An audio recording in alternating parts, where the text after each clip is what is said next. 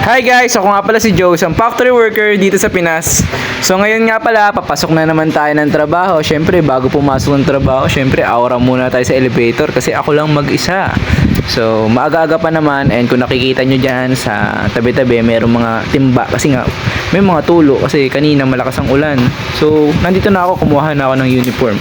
Para na naman tayong preso na ito, kulay dilaw. So, maaga-aga pa naman kaya magbibihis pa tayo and pupunta na tayo ng locker. So ano pa bang pwede kong sabihin sa inyo? So mabilisang transition lang to guys kasi mag-i-in pa ako sa baba, baka mamaya malate pa tayo. And ngayon break time na naman. So ngayon pala guys, hindi na ako kakain ng kanin kasi nga kumain na ako pagkagising ko. And ngayon ang dala kong pagkain is itlog lang saka kamoting kahoy. Tira ko to kasi bumili ako ng kamoting kahoy kanina umaga sa may palengke. So yun lang. Yun lang, busog na ako. And syempre, diet naman tayo. Kasi minsan talaga, kung tutusin lang guys, hindi nyo lang nakikita. Napakadami kong kumain ng kanin. Diyos ko. Yung tipong isang kaldero, kaya kong itaob ng isang kainan eh. So yung araw na yan guys is birthday ng kapatid ni Aling Isang na si Dimple. So bago kami pumunta sa bahay nila, bumili kami ng manok, dalawang manok na lechong manok saka sisig. So pero syempre para naman may dala tayo. So alam nyo ba ang chismis guys? Napaiyak ni Aling Isang si Dimple kasi nga ng simple greeting. So hindi namin nakalain na iiyak siya. Ayun, makikita nyo dyan sa video kung anong itsura niya, kung paano siya umiyak. Tawa-tawa pa nga siya dyan guys kasi kala niya hindi siya maiiyak, pero nung napanood niya talaga sobrang umiyak yan. Talagang nagulat kami ni Aling Isang kasi natawa na lang kami talaga bigla. Sino to? Baklas ko to ah.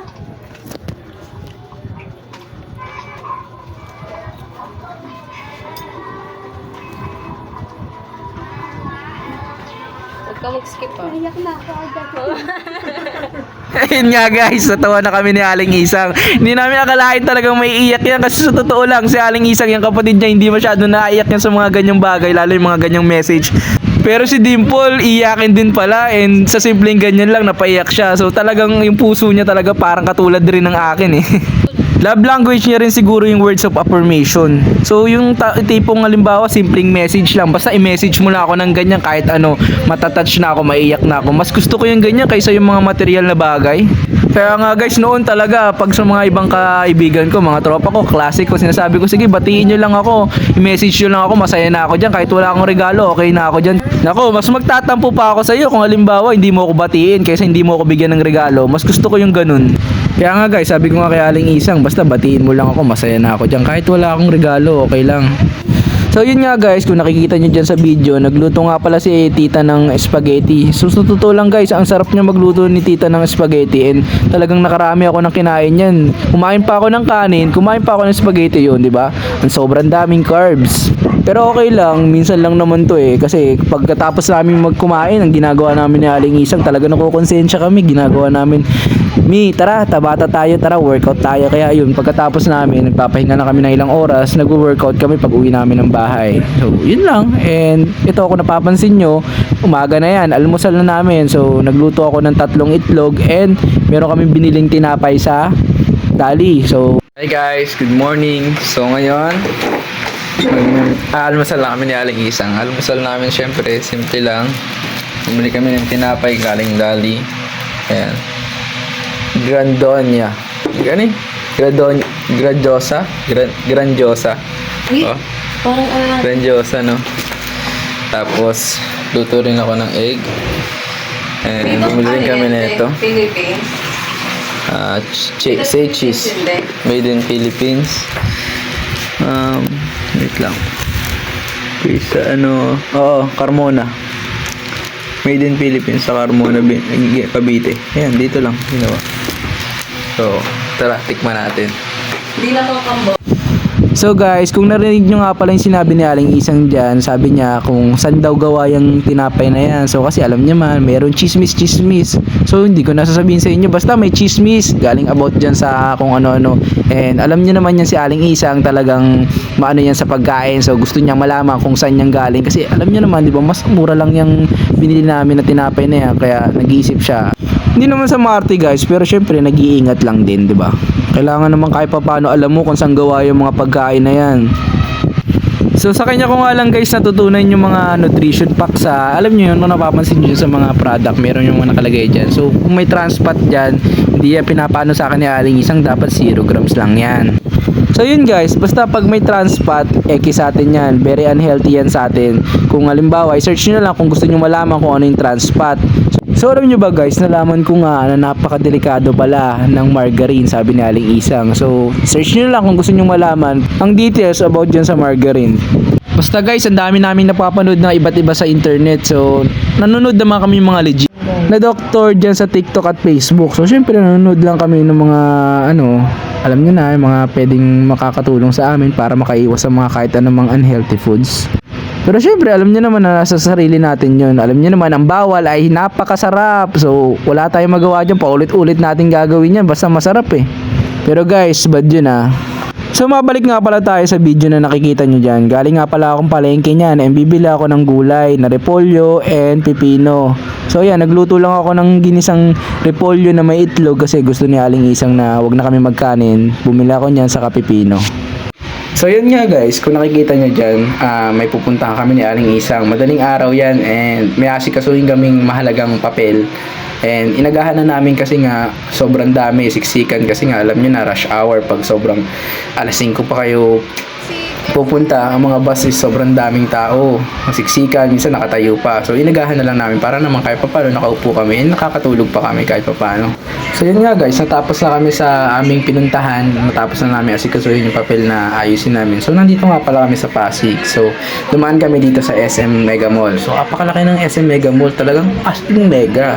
Talagang kasi yung SM Mega Mall, napakarami pala siyang building. So merong SM Mega BA. So yun, nabutan na kami ng ulan. So dala na lang kami ng payong, mabuti na lang handa kami lagi. And syempre bago kami umalis or umuwi ng bahay, talagang punta muna kami sa SM, pasok muna tayo. Syempre gala-gala na rin tayo, nandito na tayo eh. Alam nga namang sayang ang dami nating nilakad tapos hindi man lang tayo gumala dito. Parang ano lang din naman guys, parang SM lang din, normal na SM. So kaso nga lang, pinagkaiba nila, sobrang laki nga lang talaga, parang MOA.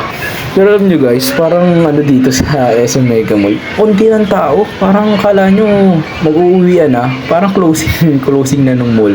Kasi sobrang daming mga establishment dito pero ang unti nang naglalakad na tao. Eh siguro naman, di ko alam kung sobrang unti talaga kasi araw ng ano ngayon eh, weekdays pa naman, so biyernes. So siguro naman is maaga-aga pa rin naman kasi ang anong oras pa lang nito, siguro mga 11 pa lang nito and kaka-open pa lang ng mall. So ito, nakikita namin dyan, ayan. Nag-try nga pala si Aling Isang dyan. Susubukan daw niya kung kaya niya makakuha ng teddy bear. So ayan, kung napapansin niyo, merong bendo machine. So nakalagay dyan kung magkano yung pwede mo makuha sa halagang 5 piso. Isang tokens, 10 pesos, 2 tokens, 20, 10 tokens yan. So kumuha lang kami ng ilang piraso. So tatry lang daw niya, kaya pagbigyan natin ang babaita. At yun na nga, naghahanap siya ng pwedeng magustuhan niyang teddy bear. So, kala mo talaga makakakuha eh. Pero hayaan natin, pagbigyan natin siya. Ayan, naibigan niya yung pusang yan. So, nagpa-video siya sa akin. Tingnan daw natin kung makakakuha siya. Tingnan natin kung talagang magaling yan. So, dati talaga guys, sa totoo lang, mahilig na rin ako sa mga ganyan, mga Tom's World. Nakakuha rin ako. Pero first time ko pala nakakuha ng ganyan and napakahirap. So mabuti na lang talaga sumabit. Pero alam mo talaga may discarded dyan. Maraming mga magagaling dyan eh. Kayo ba guys? Mahilig rin ba kayo kumuha ng mga ganyan? Ayan. Kung napapansin nyo, walang nakuha. Yan, kunyari, paano lang, pangiti-ngiti lang. Pero nauurat na yan. Kaya nagtatanong pa siya sa akin, wala na. Sabi ko wala na. So tara na lang, maghanap na lang tayo. So tumingin kami dito sa SM Cinema. Ang dami pala mga bagong palabas na magaganda. And ito napansin ko, mayroon na palang Superman. So dati nga pala guys, hilig ko yan. Nung bata pa ako, favorite hero ko yan, Superman. Kaysa kala Batman, Spider-Man. Superman talaga ako. And yun, naglalakad-lakad muna kami dito. So dito sa SM Mega Mall, may iba't ibang klase ng furniture, mga arts. So kung halimbawa mga pangmamayamanin at gusto nyo ng mga magagandang display, tingnan na lang nyo dito sa SM Mega Mall, maraming makikita. And ayan, kung napapansin nyo dyan sa video, ang daming mga magagandang furniture, mga gamit sa bahay. And naisipan namin ni Aling Isang pumunta ng mga food court. Sabi ano to, sa may grocery. So naghanap kami ng pwede namin makainin. Yung ano lang, simple lang kasi syempre baka naman maparami ang kain natin. So naghanap ako dito ng pwede kong mabili. Alam niyo naman guys, di ba kami, foodies life kami. Kumbaga pag nagala kami, hindi mawawala ang pagkain. Kahit sobrang busog na yan, basta may makitang magustuhan, takaw tingin, talagang bibili. Ayun.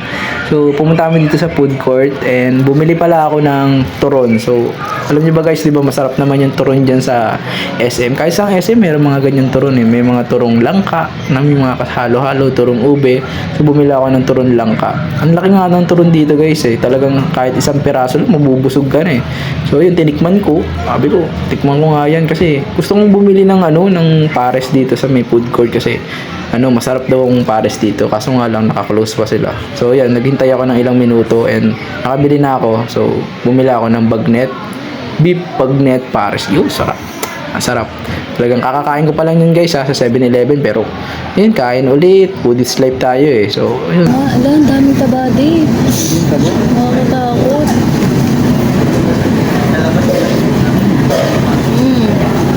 Paborito niya yun eh.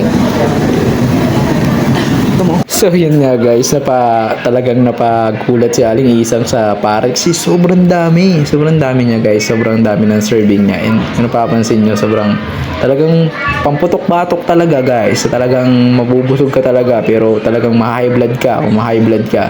So yun, syempre pagkatapos kumain, nagpahinga lang muna kami. Naisipan namin magpapawis. Nagpunta kami sa Thomas World. Sabi ko nga sa inyo, hilig namin mga ganyang mga arcade games. So nagbili ako ng tokens and nag-isip-isip muna ako dito kung ano yung pwede namin malaro.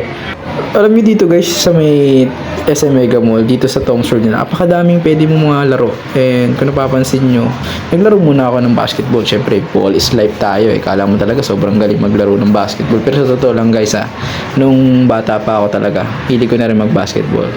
Ayun, ang Aling Isang nyo napalaro rin and nag-isip siya ng pwedeng ibang malaro. So yun nga guys, pauwi na kami nito. Galing kami sa SM Mega Mall. Ay yun nga, binidyon tayo ni Aling Isang. Mukha tayong tayo dyan, wasted na wasted. Pero ganun talaga, pagpagod talaga sa biyahe, talagang akatulog ka na lang ng di mo mamamalayan. And nagkaroon ako dyan, nahihito rin kasi ako. Pero alam niyo ba guys, talagang nagbabiyahe na ako noon pa. At ito, kinabukasan nga pala to pagkatapos namin pumunta ng Manila and ngayon, ipiprepare kami ni Aling Isang, naghanda kami ng itsura. Siyempre dapat maganda yung natin, postura natin dyan kasi papunta kami ng grad pick ni Dimple, yung kapatid niya. So, siyempre tamang picture muna dyan, outfit check. So, parang paporma-porma muna. So, yan. Pareho ko naman damit yan guys, pero gusto ko si Aling Isang para maiba naman. O, yun. Flex muna tayo ng muscle and syempre bago tayo umalis dapat nakaayos muna tayo naka-prepare. So bago tayo umalis muna, picture muna. From Joe, TikTok from TikTok. Ay, TikTok. Palda from TikTok. Trello from TikTok. Makeup from TikTok. Lahat yan.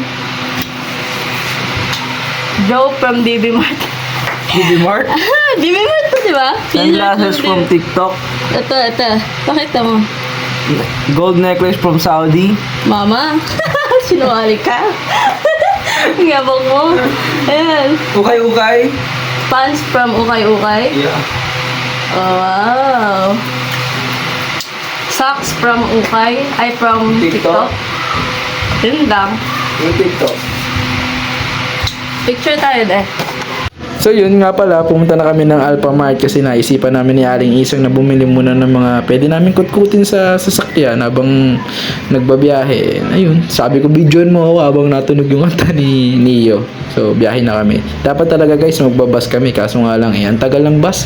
Kaya naisipan na lang namin mag-jeep. Ay hindi na namin nakain yung gusto namin kainin.